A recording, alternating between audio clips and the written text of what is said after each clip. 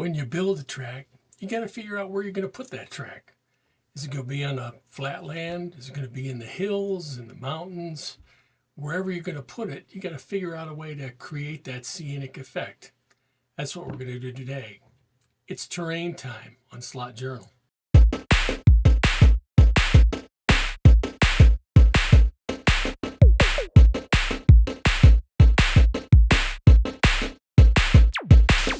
Falls under the topic of terrain building. Sometimes I call them earth forms, I call them terraforming.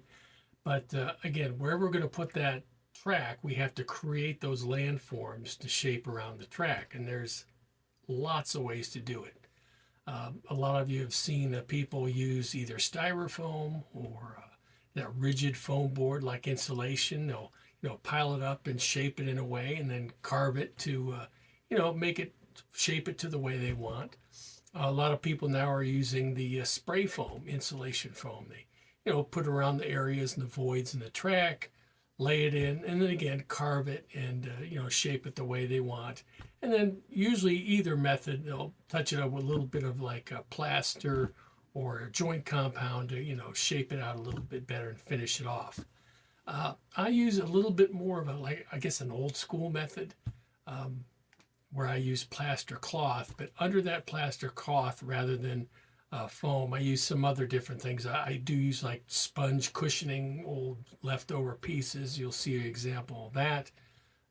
But I use about the cheapest thing you can, which is balled up newspaper. I take it and ball it up into pieces and push it into place and kind of get the general shape I want, even sometimes taping it to hold it in place, because it's only going to be in place while I get that plaster cloth on. So that's the kind of the method I use, and that's what I'm going to show you today. So what I've done in this high section up here, as you can see, I've kind of made it wrap around over here, but I'm going to have a Marshall stand. It's going to be sitting up here. And this is going to be like a concrete, section. In front of this, there's going to be a low, like a concrete wall, which is actually going to be made of craft foam, which will bend around this corner. Now to make this work a little bit and just visually, what's going to happen is from this concrete pad, there's going to be a walkway that's going to come down from that concrete pad, and you can see the steps. And then it'll tie in the track level down here. There'll be a little gap in the wall there, and then it'll carry on from the other side of the steps there down this way. And that wall will have a safety fence on it to keep things from going off the track. But basically what this is just foam core, just hot glued together, painted to look like concrete. You just kind of follow the line that you want here to build it. Pretty simple to make, but again, it just helps visually tie in so this Marshall could come, from this spot here and get down to the track area if they needed to do so.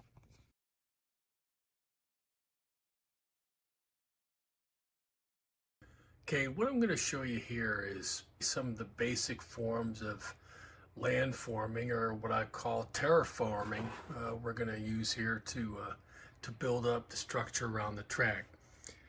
Here's one method I use.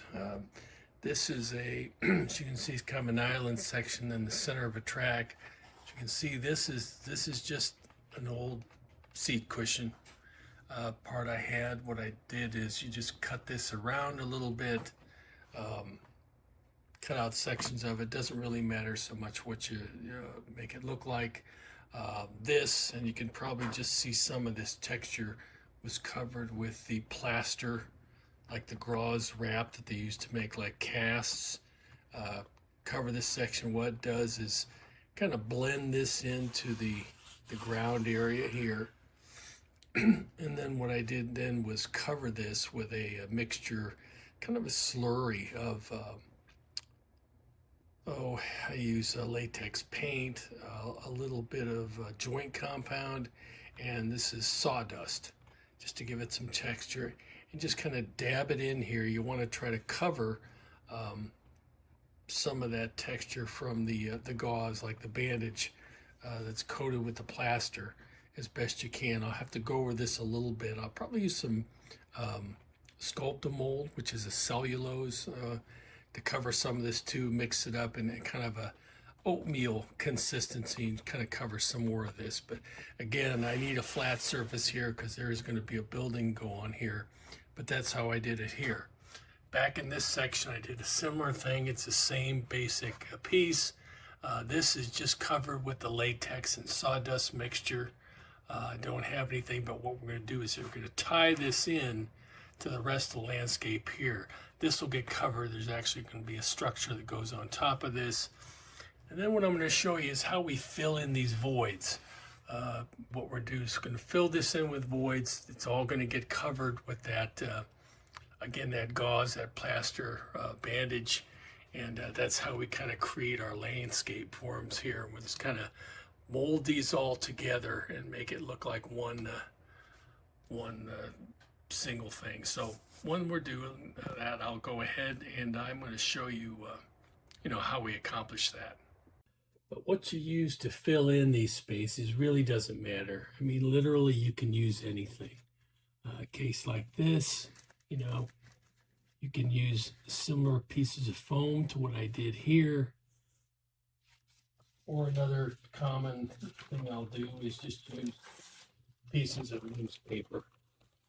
Newspaper just works really well. Sometimes you have to tape pieces together to get them to fit. But just get them to the rough shape you want, and then fit them in, because again, you're never going to see them. They're all going to get covered.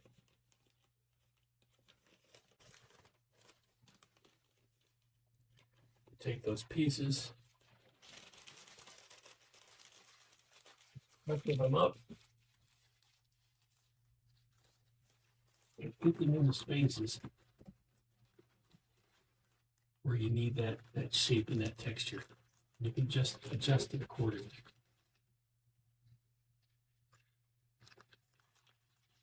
Bend their little pieces to get things exactly the way you want, but it's all going to get finalized in the end with the plaster sheet that you're using.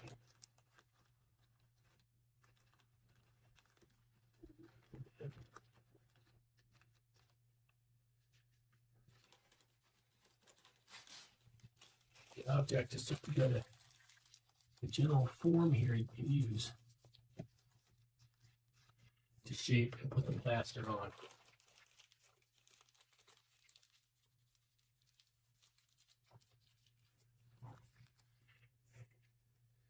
It only has to be secure as long as the time it takes that plaster sheeting to dry. And it's only got to support that plaster sheeting for a relatively short amount of time. So here's what we've got there.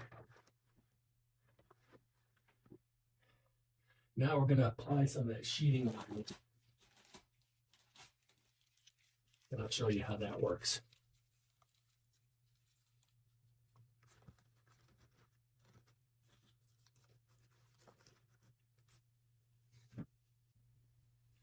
So here's an example, this plaster cast material I'm talking about.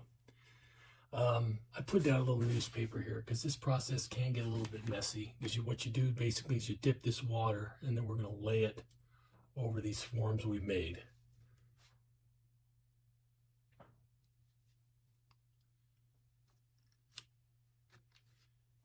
So we'll take these.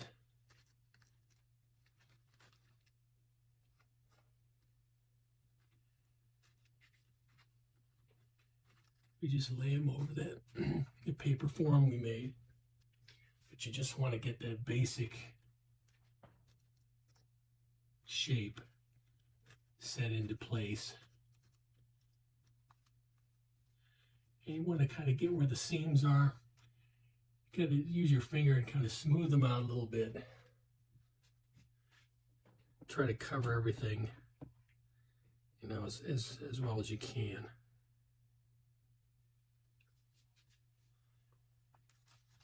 And you just keep moving along the process.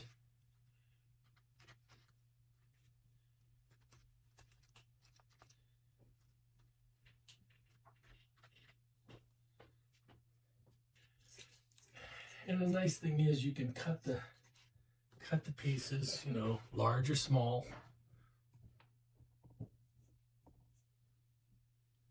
based on the area you're working on.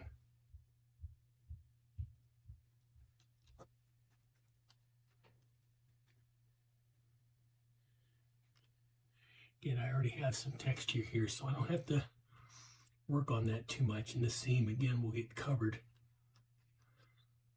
later on.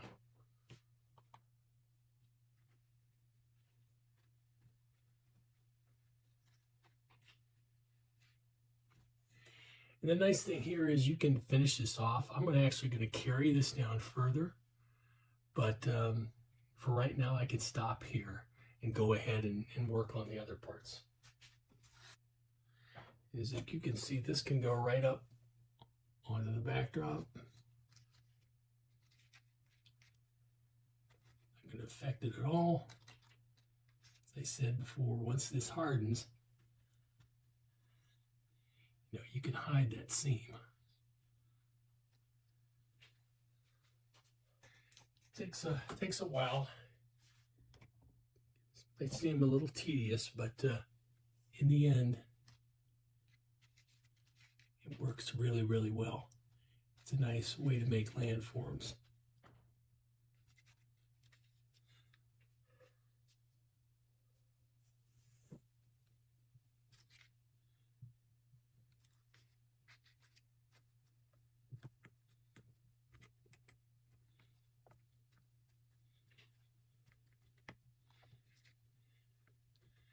As I said, I am going to have a structure going here, so in any case, you can see the basic process, how this works. Whatever we're using, whether it's foam, newspaper, you can obviously do the same thing with pink foam, rigid foam.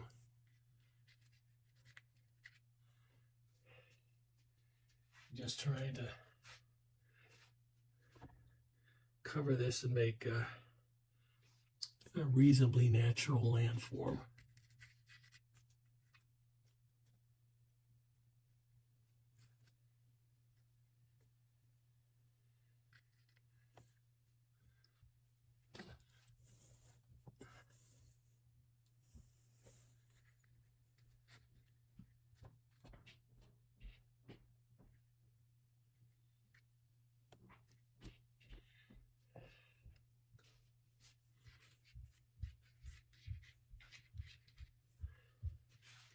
And like I said, you know, the shapes that you cut the cloth into, they don't have to be precise. If there are folds, that's fine. That works really well too. Those folds that just become part of the land structure, they can help add to the natural look. In fact, for example, this section here, I'll just leave that because again, that's all going to get covered with more of our porridge of paint and sculpt-a-mold and sawdust. So again, by the time we're finished here, this will have a nice, more of a natural texture. But again, there's a sample. You can see what we did here and how that process works. And once that dries, it will not only kind of have the track set in place nicely, but it'll hold this piece in place as well. So once you get this around the whole track, it really does firm the track up nicely and helps set the track in place and gives a nice firm feel when you're driving on it.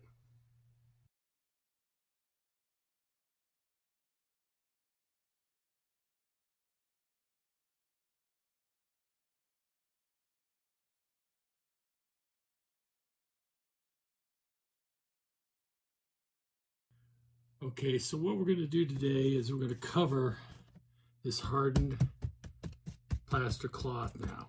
And to use that, I make kind of what I call a slurry. It's about the consistency of oatmeal when I'm done. And one of the products I use is sculpt a mold. Yeah, there are ways you can make your own. But this is pretty standard product used for scenery making.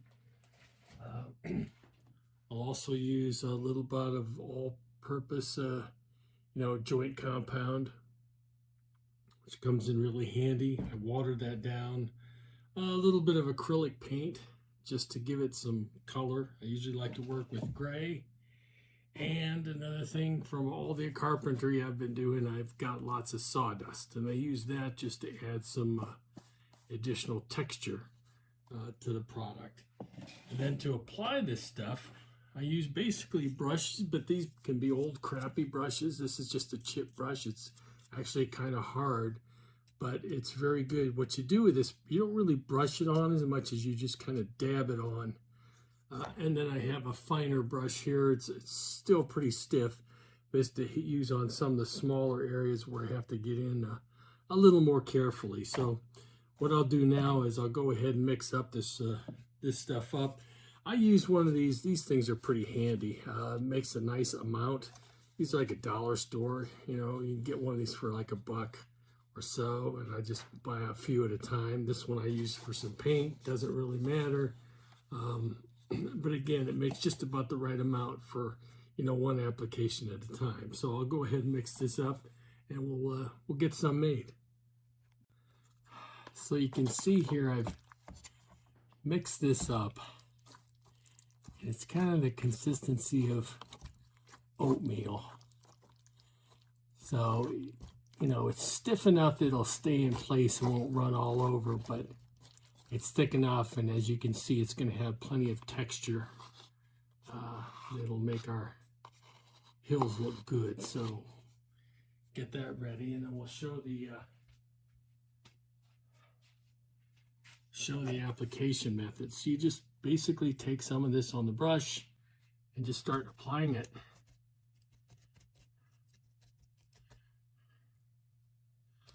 Over the plaster cloth. The main object here is we just want to get that cloth texture covered. We don't want that that gauze-like look to be seen.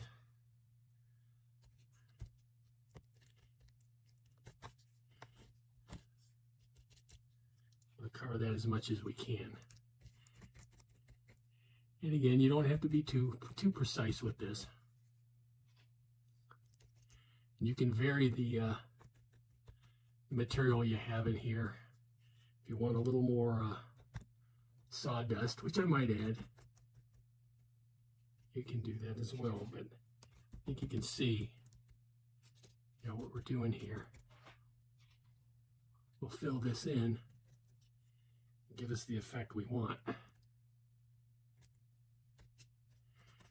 Now once you get this applied, it will take a little while to dry, but we're not in that big of a hurry on this, so that's fine.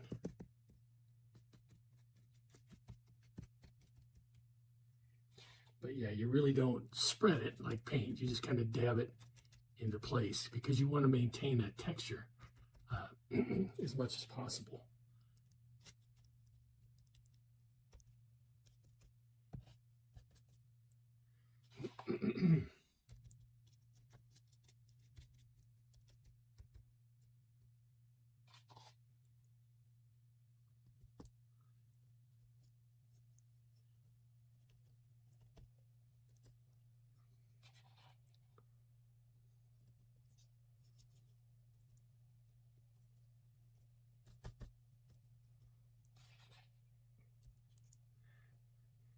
If the color, and if you make different batches of this, the color might vary a little bit from batch to batch. That's not going to matter a whole lot because you're probably going to come back in here and paint this with a kind of an overall coat anyway, so that's not critical. But again, the important thing here is just to kind of work it work it in and apply it to the surface.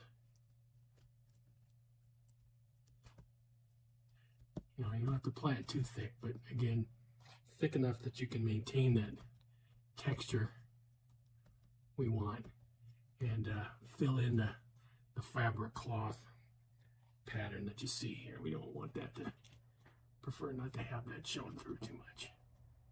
I'll hide that as much as we can. Got a spot here, just again.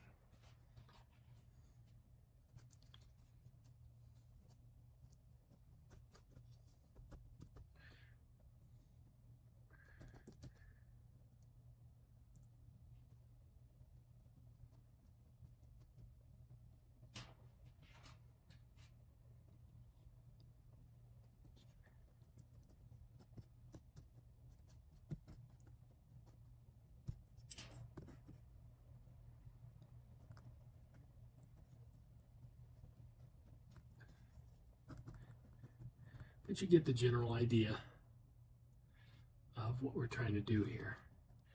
Now you want to be a little bit more careful when you're getting down. See, I don't want to cover this concrete walk, so I want to try to stay away from that as much as I can. Try and keep it up on the fabric as much as I can. And when we get closer to that, then I will probably jump in with a smaller brush just to get in a little bit tighter there.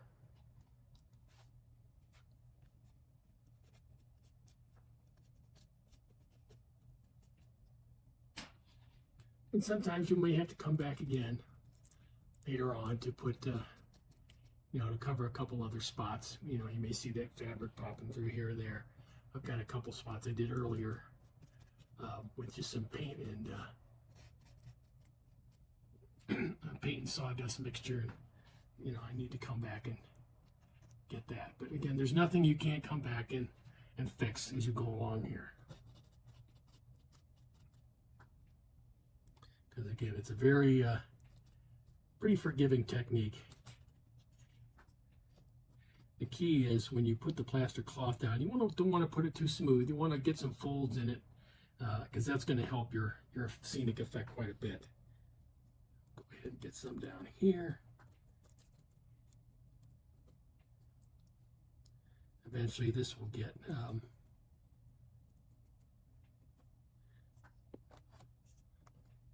covered up a little bit. And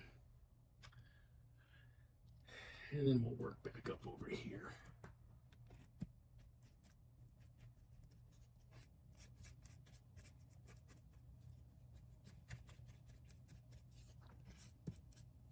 So I'll go ahead and move on here, and then at least, but you can get the gist of what I'm trying to do here. And once this is completed, I'll show you what it looks like then. So here's one more look at the rocks we put in. I also hit this part here with a coat of paint in anticipation of working on that later, as well as where the underneath the tower there. And as you can see, we went ahead and finished this all the way down the hill as far as I wanted to go. So that's what it looks like for now. It'll look that way for a while until we get around to putting paint and green work on it. But that's the first step in getting the landforms put together the way you want them.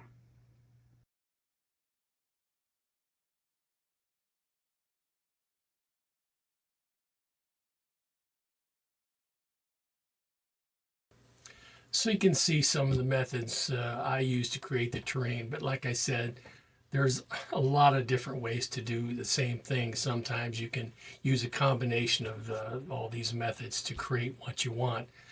Talking about old school methods, man, I think the first track I ever built, I'll even show you an example of that. I used crushed up paper bags.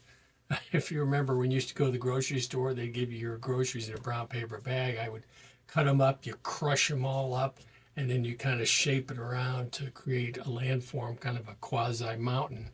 And, you know, which worked pretty good. And it was cheap, of course, but I don't know. Do they even offer you paper or plastic anymore at the store? I don't think so. But again, hopefully this was helpful for you today. Time to answer questions that people might think we actually have the answer to. Dude, I recently bought a Carrera slot car set and it is so cool. I'd like to see if I can get the cars to go a little faster, but I'm getting lots of conflicting advice. How do I figure out the best way to make it happen without busting my budget? Sam, that's a really good question. When you're a new person to the hobby, it's always kind of a challenge because, you're going to be looking for advice and, answers. You're going to have questions. And sometimes you just toss it out there to maybe your Facebook group or in a forum. You're going to get all kinds of advice. And sometimes it's good and sometimes it's not so good. I recently saw a newbie posted a question, and one of our most respected people in the slot car hobby told him, asking hobbyists may not be a great idea because sometimes they're the worst place to go for information. And I understand that. And because a lot of times people are going to give you suggestions and advice based on their own experience. It's the way they do things. And sometimes they think that everybody should be doing things the same way they do. And what these people sometimes will do is, they'll give you advice, but what they don't tell you is results may vary. If somebody asks me a question, I'll tell them, well, you can do this, you can try this, try it both ways and see what you prefer. Because this is a hobby that kind of demands some self-discovery on your part. You're going to figure out how you like to enjoy the hobby. And then once you do, don't let anybody else tell you how to enjoy it. There's no right or wrong. I've seen people, ask questions about a particular car, what should I do to improve the handling? And, you'll get all kinds of things. Oh, take the magnet out, or, you need a new chassis, or, you need new tires. You probably do. Or, you need this or that, or put a 25K in a motor, take that 17K out. It's not the advice is bad, but it's just that person might be basing it on how they enjoy the hobby. They might have a 100-foot track in their house with a 20-foot straight, or they might be doing most of their racing at a commercial racetrack somewhere where the person who asked the question just bought a new set. It's a figure eight and he's got it on his dining room table. He's never going to see the benefit of a 25K motor and that. Sometime down the road, maybe he will. But, again, a lot of times people don't take into account, the person who's asking questions, what their needs are, what their experience level is, or what they really need. So, and a good advice, somebody will listen carefully, and give you some advice that'll really be helpful. So, again, don't be afraid to ask questions, but always weigh that advice, and always make sure that you try a couple different things and find out for yourself. Decide for yourself what you want to do, and that's the way you'll eventually want to go. Just wanted to take a minute to thank our great slot car community for support. Over the past month, we've added about 100 more subscribers to put us just over the 600 mark. So it's not a huge, goal for us, but we are very happy for your continued support. And again, hope you will look forward to seeing more content, and be sure to like and subscribe.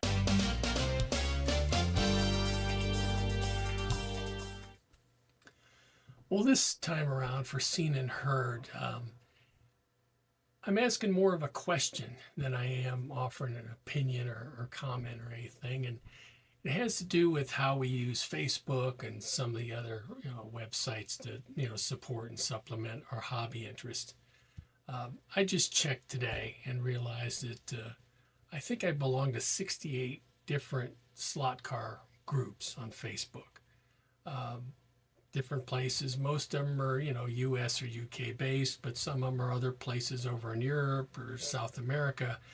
Because in some cases, a lot of those groups, I'm a consumer of the content.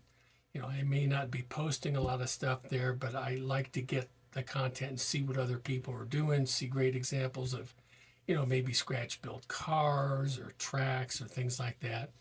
And then there's another subset of all those groups that, maybe I do post pretty regularly.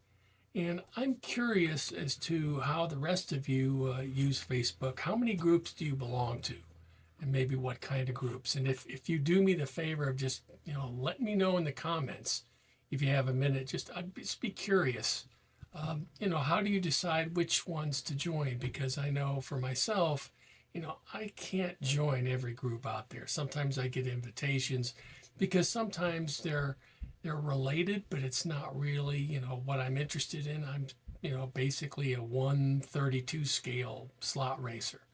Um, if I see a group, it's hardcore, womp racers, someplace, or it's an HO scale. Although I find it interesting, it's just there's just so much noise out there. I have to do some self editing when it comes to the content that comes through the wire into my house that I can look at every day.